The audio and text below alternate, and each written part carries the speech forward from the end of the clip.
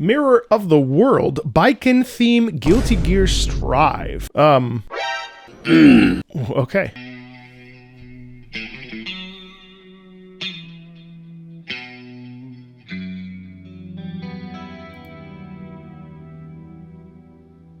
What's interesting to me is that on the left side of the screen here, we have this Kurosawa approach, and the soundscape actually when we start is, super boom, just what sounds like electric bass, just sort of like presenting a showdown almost. So far, it's actually much more chill than the last two themes I've listened to, Felt and ABA's theme. So this is interesting.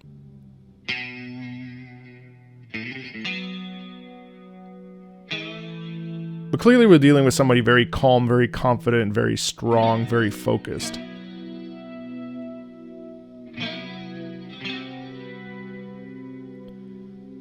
There is certainly tension in this space. Here we go.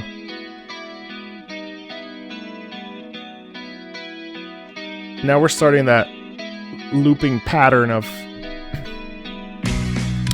There we go. Well, a little bit of danger in there. Whoa. Wow.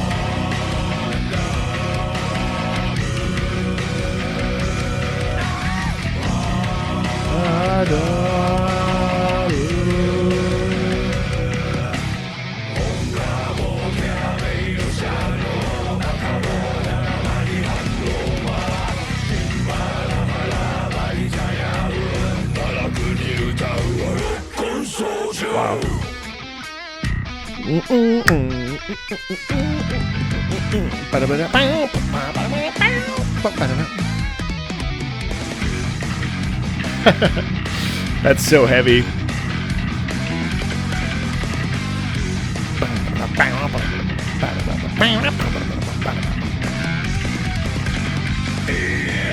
that's what you call my, I must be a demon. God knows that no voice can be heard by the damned. Oh, I fucking love that. So, so what I like about this theme is the ferocity in it. I really love the lower gravel. That's not the sound. But what I really like about that is how guttural it is and how visceral it is. It's intense, but it's like kind of slow. You know what I mean? Now, this is a 6-minute, almost 7-minute song. But what's interesting to me is that it's slow. It's like real lateral moving. And then what I really like is this Rambo no Muño Sanzen no Shoryo, like this real like guttural intensity here. Biken is brutal. There's a sense of understanding like violence, of accepting violence, of accepting brutality, and like basically beating the absolute crap out of people willingly, happily, with intention. And I think that that's the real like rub of the character that's coming across, especially with this like very guttural sound quality. It's cool. I love the chant too. Oh yeah. Really low. Big Cicera.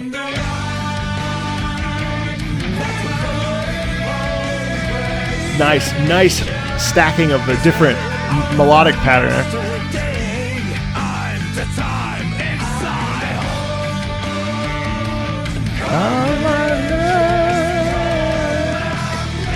Love that stacking.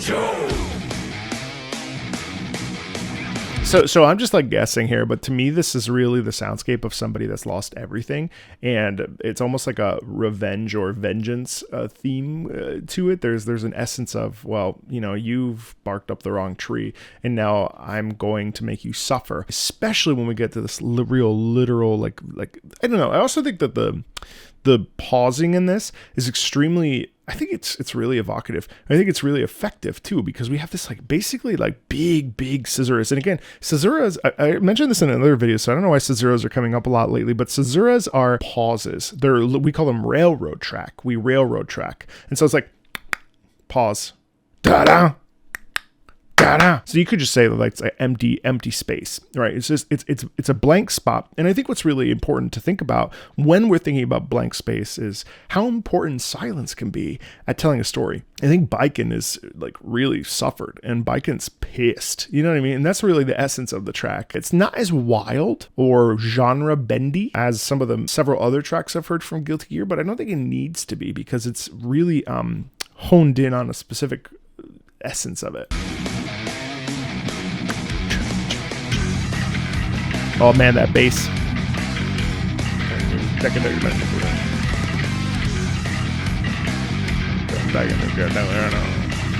I love how the bass and the electric guitar are moving at the same time. Yeah. Salvation only on my God. God knows there's those who whip at a hell that is excellent to live.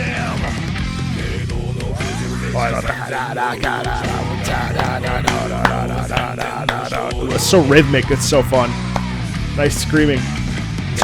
Away. It's really low. Caesura.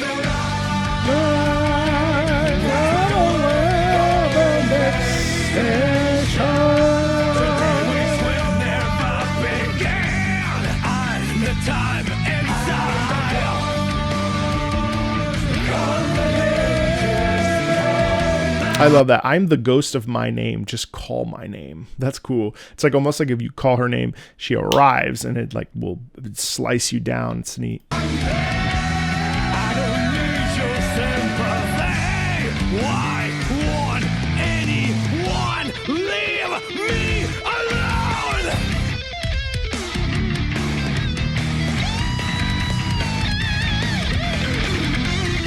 Oh man, that's sick.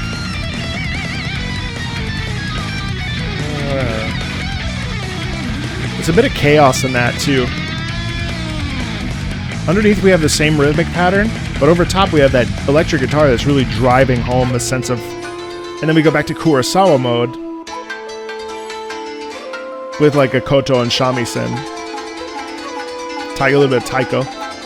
That's cool. I love genre. That's actually genre melting, yeah. This is actually positive here. It has a different... It has a positive soundscape to it now. And then there's still that rage though, huh?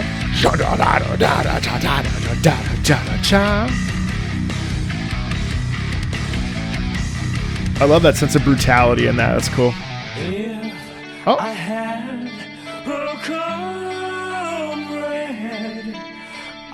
Pulled back. An internal monologue. Oh, I love that. Tell him. Yes. Pause again. I knew the answer.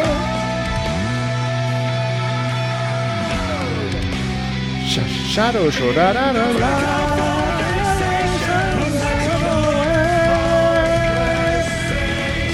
There's a duality in there. It's fun.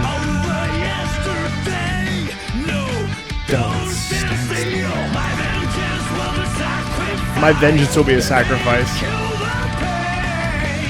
There's still femininity in here, huh?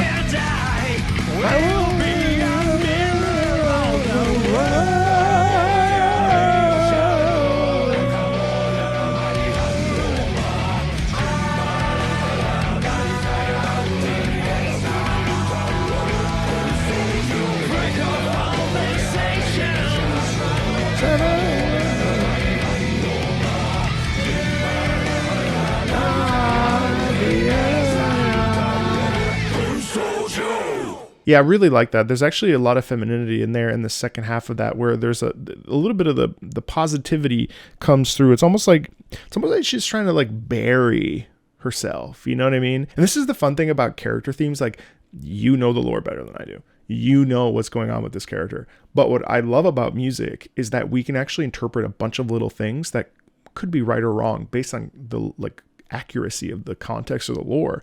But there's nothing theoretically wrong with my interpretation of it, because my interpretation is my own. It's probably inaccurate, but it's fun to like hear little musical things and pinpoint them and be like, oh, this must represent this. And that's really interesting. Let's look at some of the personality traits. Deeply traumatized by her loss, Baiken returns bitter over her family's demise and is motivated solely by revenge. Wanting to kill that man beyond reason, a feisty woman and natural-born warrior, Baiken is willing to do whatever it takes for the sake of her goal and accept the natural consequences of her actions, having solemnly consigned herself to damnation for her sins, as implied in a core plus. Her quest entails the danger of giving in to her bloodthirsty side, as shown within some of the endings for the game. At the same time, Baiken is coarse, quick to lose her temper, and impulsive, often jumping into action before thinking things through, and an antisocial person. She seems to value others insofar as they can prove themselves in battle. Baiken tends to stick with her principles, unwilling to back down from a disagreement until it's settled.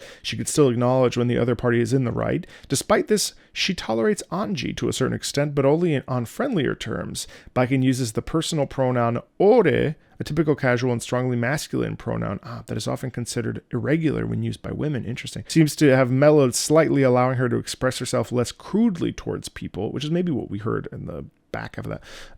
While she still desires revenge for the death of her family, she knows when to prioritize the greater good of her people over her personal vendetta. You definitely hear that, actually. Baiken has a great bond towards Japanese culture, her being devoted to protect whatever is left of her people. This includes her checking over the colonies and tending to dislike outsiders lurking around them.